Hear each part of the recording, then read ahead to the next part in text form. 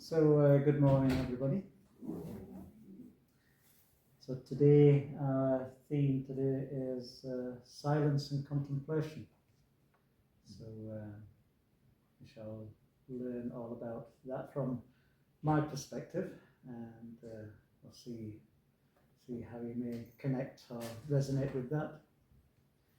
So we live in an age of constant stimulation and notifications, commentary and reaction. Yet across cultures and centuries, wisdom traditions have pointed towards two simple tools for clarity and transformation, which is silence and contemplation. They are related, but they're not identical. Silence is the clearing, contemplation is the seeing. Silence is a soil, and contemplation is a seed taking root. Today I want to explore both through spiritual traditions, through the natural world, and through real human stories.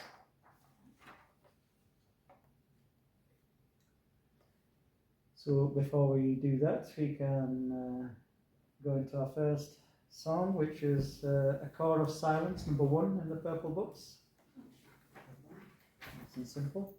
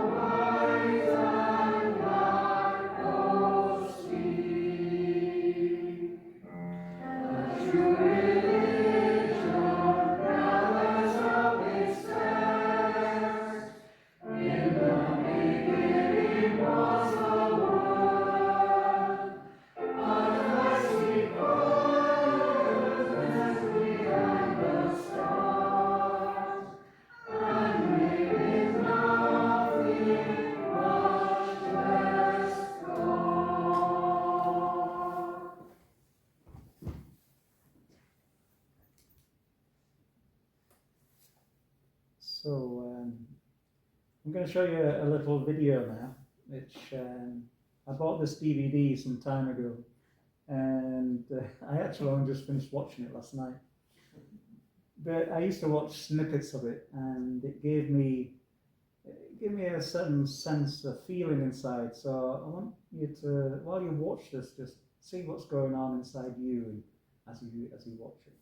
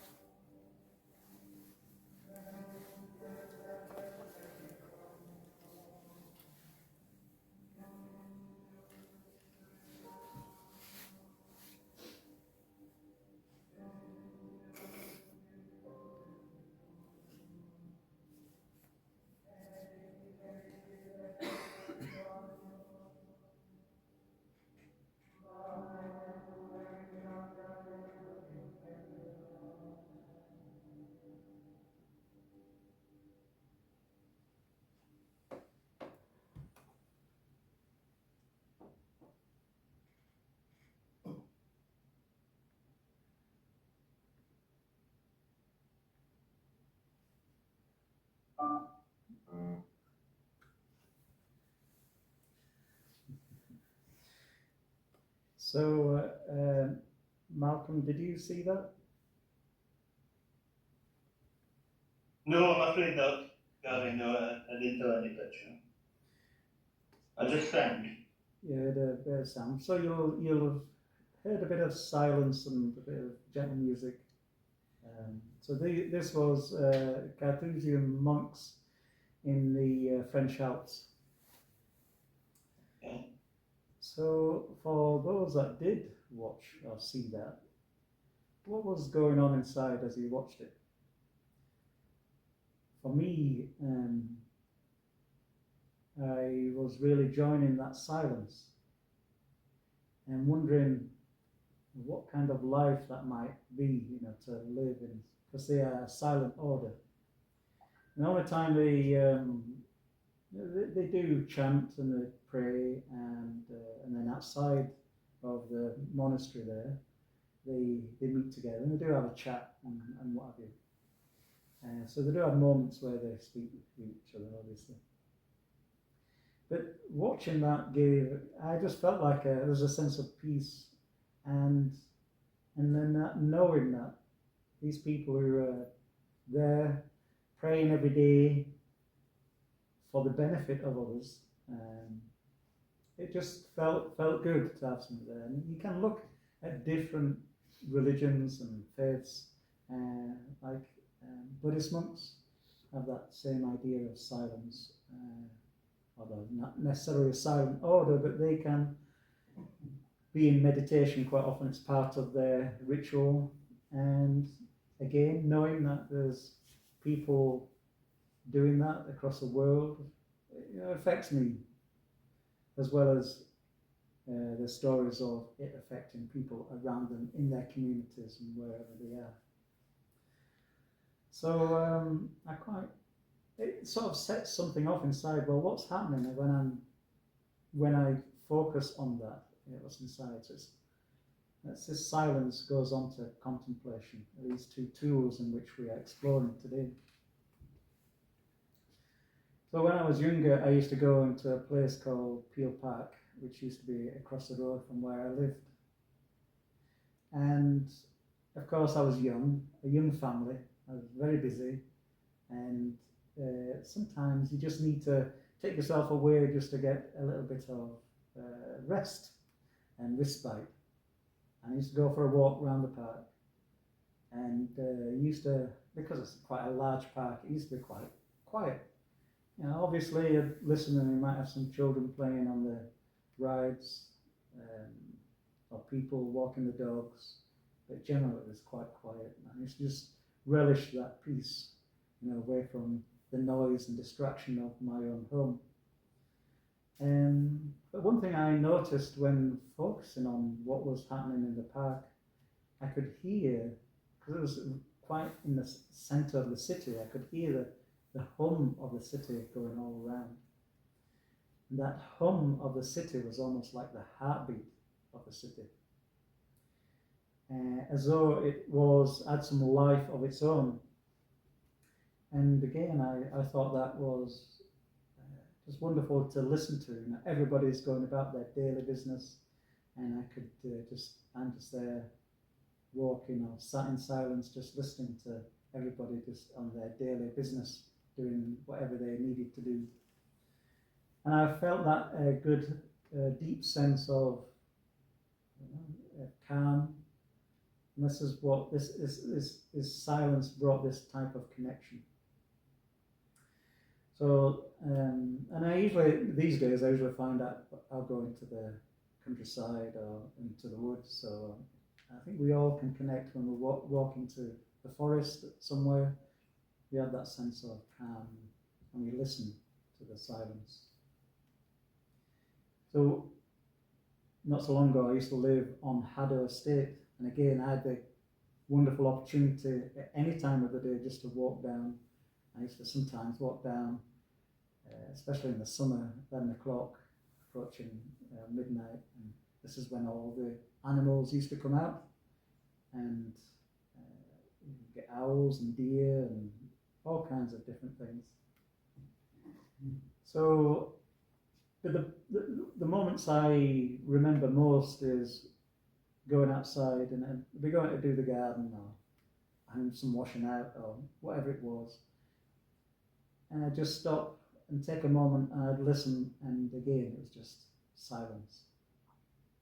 And I thought that was just it was just so wonderful, not to be overpowered by cars and vehicles. And so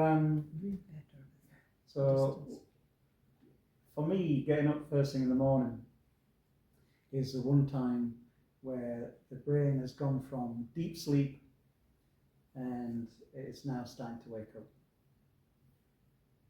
And one of the things I noticed with me, I don't know if everybody else is the same, is that the mind then tries to go straight into, oh, what's happening in the day? I have to do this, and it starts racing on. It's like, oh, and it's trying to plan things and do things. And so I get up, I get in the shower, and I quite often realise, what's my brain doing? I better just hold on a minute. I've not even got into the day, so I stop that thought, and I just continue. I have my shower and get changed and get properly into the day. And my day usually starts, I go downstairs, I go into my room, and I spend 10-15 minutes just in that point of silence and contemplation. Because without that, my brain has already been going for half an hour or an hour or so, and by the time I get into work, it's had no rest or respite. And then I'll never get the opportunity to have that break. The mind needs a break just as much as the body. So again, using these tools is important, not just to give yourself a rest, but also for answering questions and deeper questions you have about life, that connection you have with something maybe greater than ourselves, or just questions that you might have of, why is this happening? Why is that happening? So we'll come more into that in a second. But we'll go into our next song, which you'll see is number 21, Come and Find the Quiet Centre.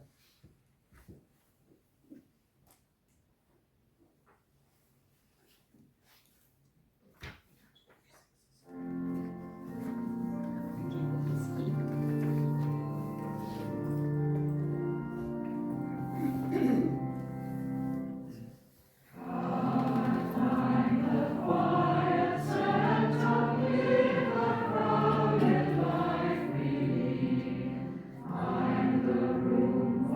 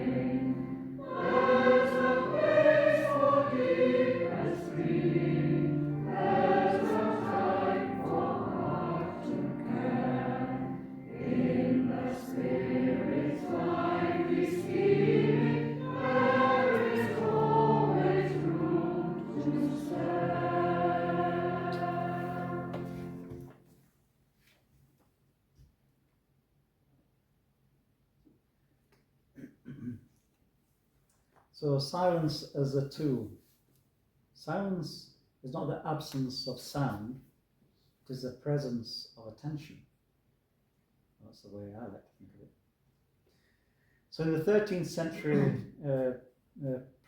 Persian poet Rumi wrote, "Silence is the language of God, all else is poor translation."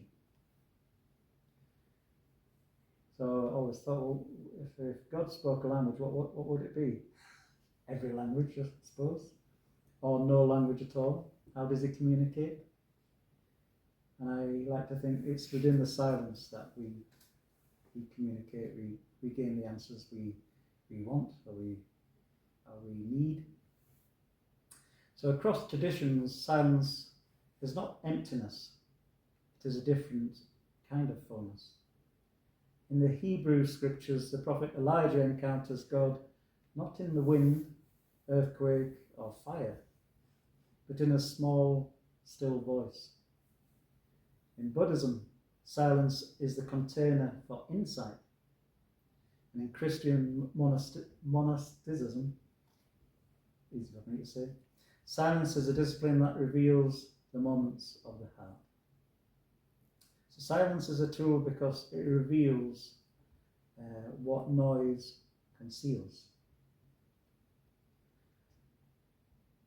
So, getting caught up in everyday life, we miss our deepest sounding board, which we feel through our thoughts, feelings, and emotions. And so this is a development of practice which I have brought into my daily life throughout many years of contemplation. Refining that, using these two tools to answer some of the deeper questions, to look at why do I feel this way? Why is this thought arising? And in that way, I understand myself a lot better. And I think that is the real key here, is to understand, well, what is it that I am thinking and why am I thinking that way? So a real world example, Thomas Merton, a Trappist monk living in the Abbey of Gethsemane, embraced radical silence. Yet he became one of the most influential spiritual writers of the 20th century. And he wrote, "The world of men has forgotten the joys of silence." So Merton discovered something crucial. Silence did not shrink his world, it expanded it. In silence he became more compassionate, more engaged with civil rights issues, more attentive to global suffering. Silence did not remove him from the world, it refined his presence in it. So I used to have that same idea that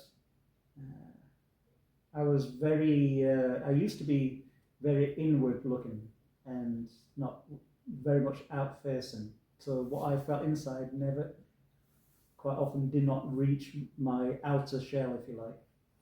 And a lot of people didn't realise the type of person I really was, or the type of person I truly wanted to be.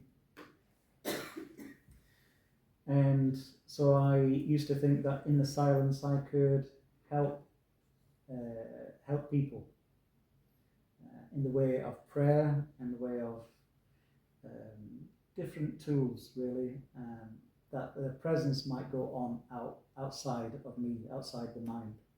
That was my thought process. But I turned that around eventually and thought, I need to face people and engage face to face, and in that way people will truly see me as who I want to be.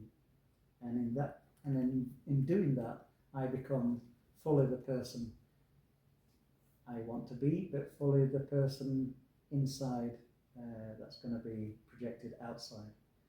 And the answers I want will not be just inside. I will experience them as physical experiences. So silence in the natural world. So if you go into the forest, what do you notice? You'll notice that the forest is not actually silent. There are insects, wind, distant birds, but the noise is not intrusive. It is coherent, just like me when I used to walk in the park. That noise I heard in the background was a part of that silence, a part of life that goes on. The natural world teaches us that silence is not the absence of life, it is life in balance. I have this thing about balance. I like to think that to fully experience life how we want it to be, we have to live in balance. Now that means internally as well as externally. So consider how snow falls. It transforms the landscape not through force, but through quiet accumulation.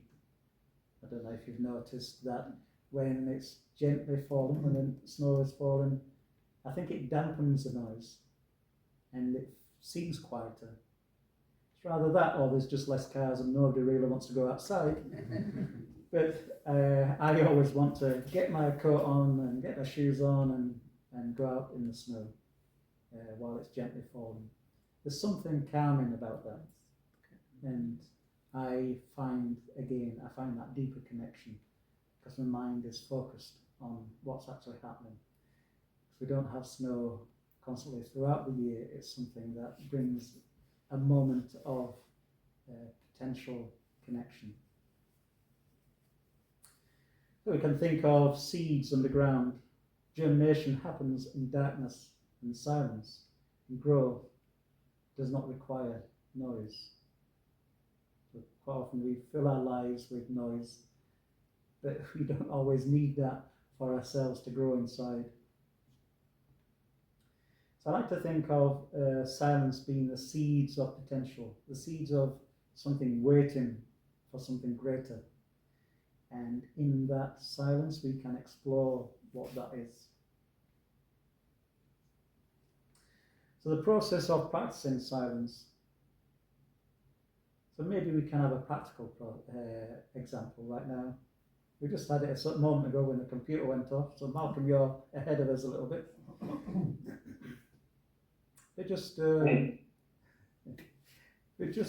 stay quiet. I know silence can be sometimes uncomfortable for some people.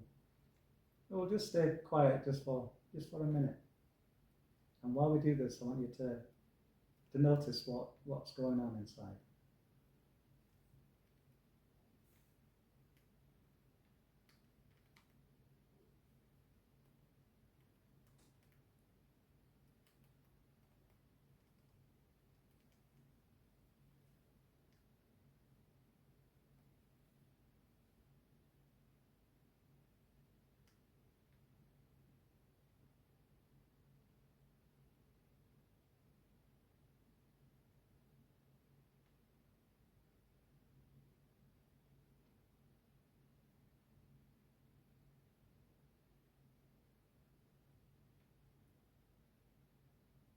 So we might think of or realize thoughts that's happening. But we don't have to engage. I don't know if you've ever tried that, not engaging with thought as it arises and allowing it to just be gently put to one side.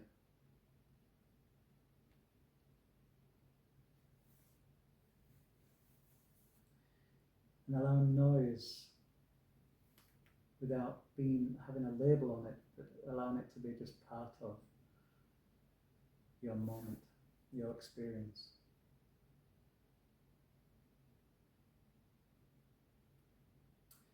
Okay, so what was going on through your mind during that very brief moment of silence?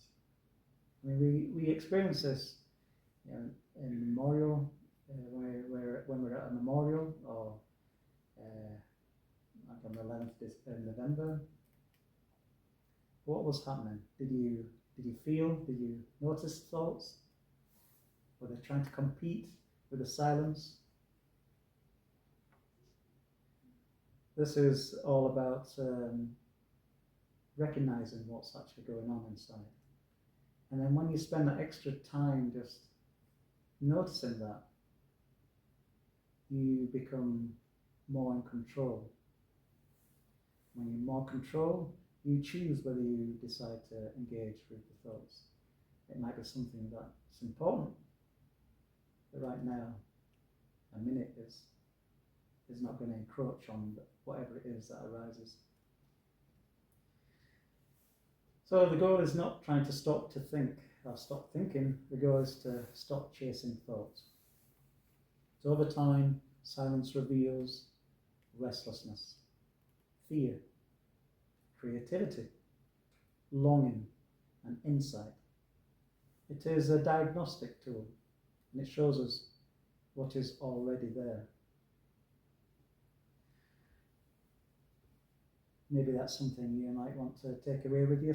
Maybe it's something you already practice, but it's one of the things I practice on a regular basis, which allows me to notice what's going on inside. Because if I keep pushing things down, then it almost gets hidden until eventually you get a trigger that brings it all out, and so it comes out in a rush. So that's the whole point of addressing these things before they have a chance to build up, or before you put a wall in place so you forget about it until a later date. So the story of Nelson Mandela. While imprisoned on Robben Island, Mandela endured years of isolation and forced silence. He later reflected that prison gave him space to think deeply about leadership and reconciliation. He learned to listen, even to his adversaries.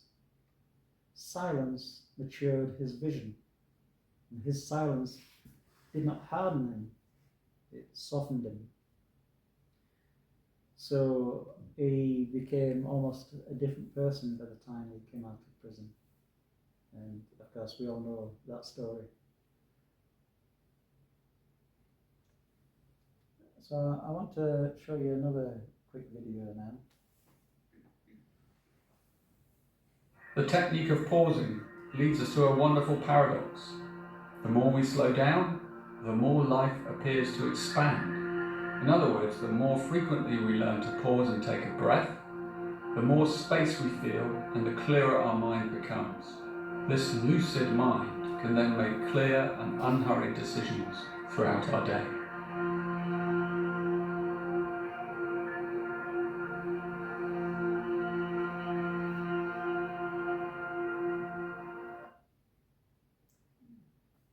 So that was the art of contemplation. So we move on to our next tool here, contemplation.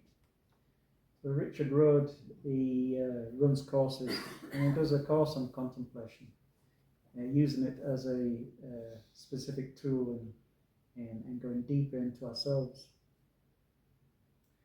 And he writes here, the purpose of science is to unlock life's many mysteries and attempt to understand the way things work. But there are subjects that may always be impenetrable to science. You are such a mystery.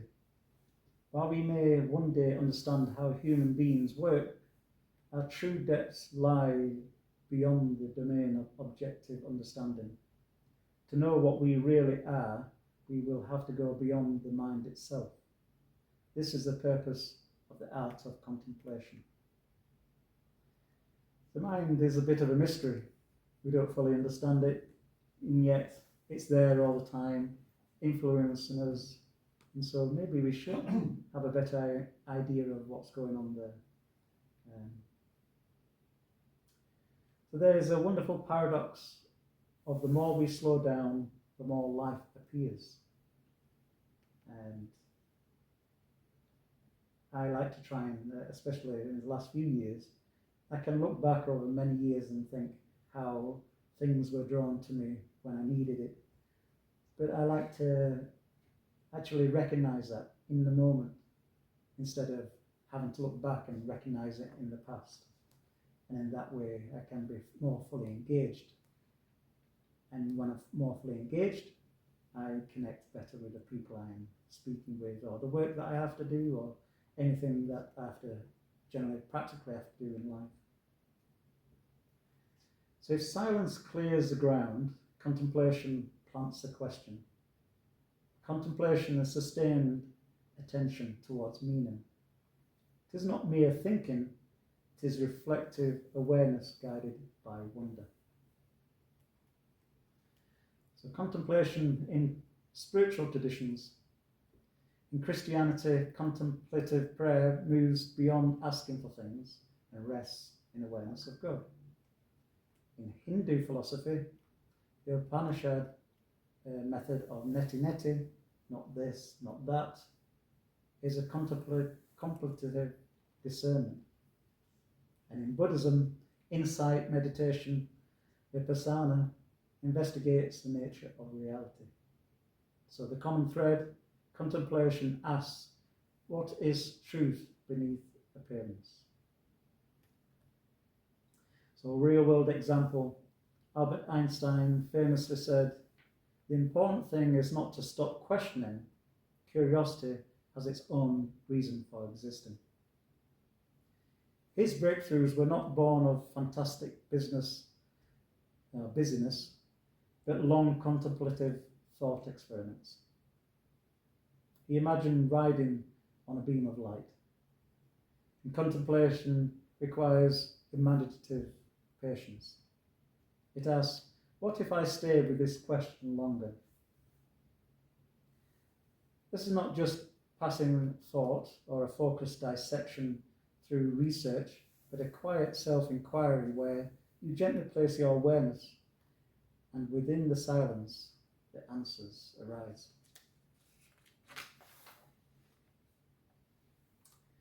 So contemplation in the natural world. Watch a river long enough and you notice patterns.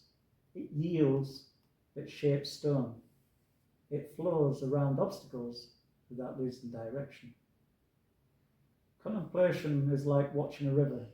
You observe without interfering. Or consider migratory birds.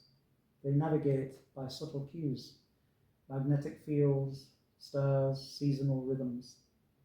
Contemplation tunes us to subtler guidance, conscience, intuition, moral clarity. Henry David Thoreau at Walden Pond withdrew not to escape society, but to contemplate it more clearly. He wrote in Walden, I went to the woods because I wished to live deliberately. Contemplation allowed him to examine consumption, freedom, government, and simplicity. He left the woods not as a hermit, but as a clearer thinker. Sometimes we need to withdraw from our everyday lives so that we are not distracted while we let our thoughts go deeper into a clearer understanding of what we are experiencing. We see this in many different faith traditions, this moving away, gaining clarity, going on our own for a while, just to be away from distraction.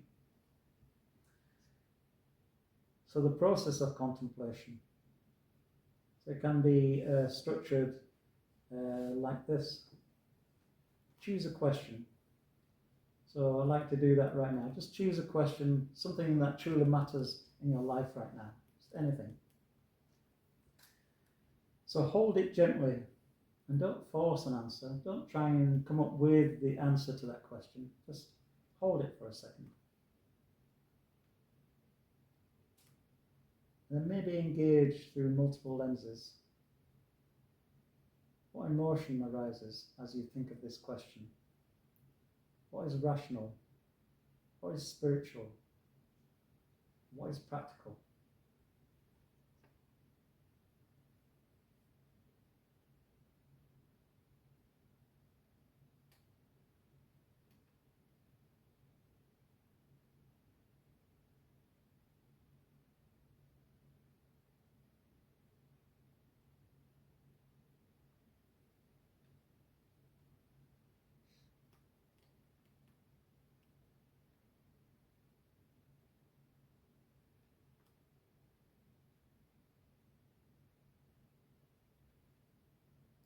And normally I would leave you a lot longer to contemplate that. I didn't give much time to really truly look inside and see what's arising. I don't know if any of you may have had a moment of transition. You've thought of the question and then immediately an answer may be arising. When we sit with that a little bit longer, we then focus on our body. What is our body trying to tell us? And that's where we look at emotion and what's going on practically. Our body reacts, it twitches, it itches, we want to move, we're unsettled, and that can be a residual of the type of question that you have brought up in your mind. But it took silence to allow that question to flourish. So contemplation and silence, that's why they go hand in hand so well. And in that way, the contemplation ripens and that question gets answered. I know that I have times of contemplation at random, just random times of the day or night. And even when I'm in the middle of something. So it can happen when I'm in the shower, as I've said. It can be in the car. When all other functions are on automatic mode and you're focused on the road, a thought might appear because everything else is in automatic. It can sometimes happen in the middle of the night. The body wakes up sometimes before my alarm goes off. And these thoughts are sometimes really enlightening thoughts, because my brain must be in the right kind of state in which to receive that contemplative type of pattern. Except for when I try and get up and write them down, then it all goes away again. But these moments of contemplative thought arise sometimes when you least expect it. And because we don't always realize when our mind is capable of slipping into that way of thinking. So silence and contemplation together. Silence without contemplation can become avoidance. Contemplation without silence becomes overthinking. And together they form a rhythm. Silence empties, contemplation fills. Silence steadies, and contemplation clarifies. So the modern relevance. We are overwhelmed not because we lack information, but because we lack digestion. Silence slows input and contemplation deepens meaning. So consider how leaders today face complex ethical dilemmas. Climate change, technology, polarization, reaction noise cannot solve them. So what is needed? Spacious thinking, moral imagination, and an interior clarity. I think if some of the world politicians were to slow down a little bit, it might give them a little bit more clarity as to some of the decisions that have been made. And we can really focus on some of those that's been happening in this last 24 or 48 hours even. So with that, we'll go into our final song, which is number 35, Find a Stillness.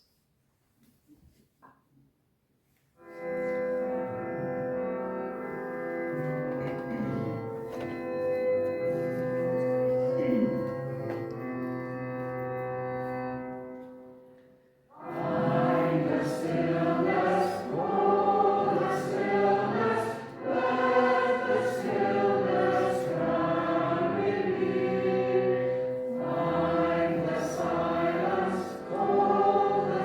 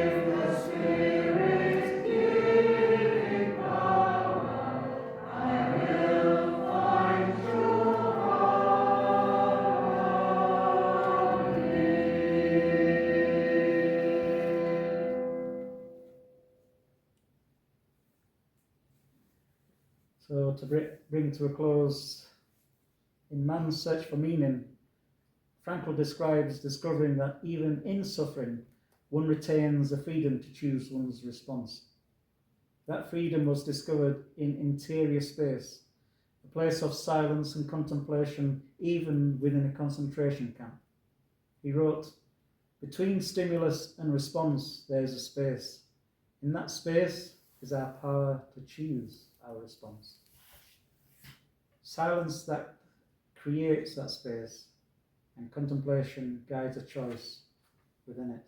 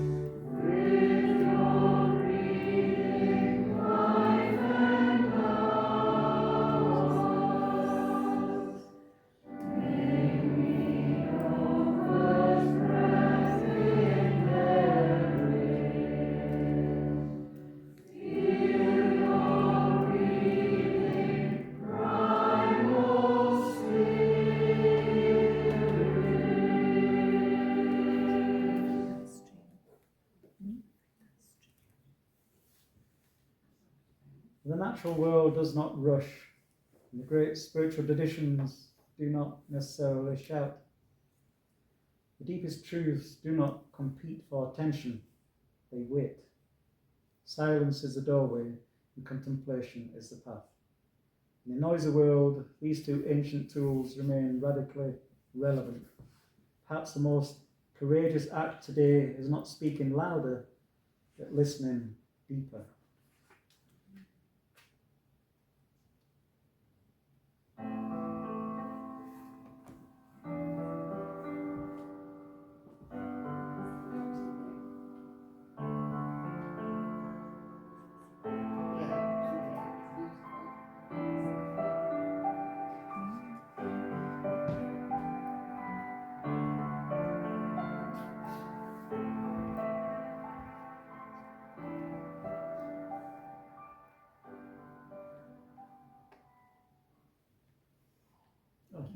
Thank you, everybody.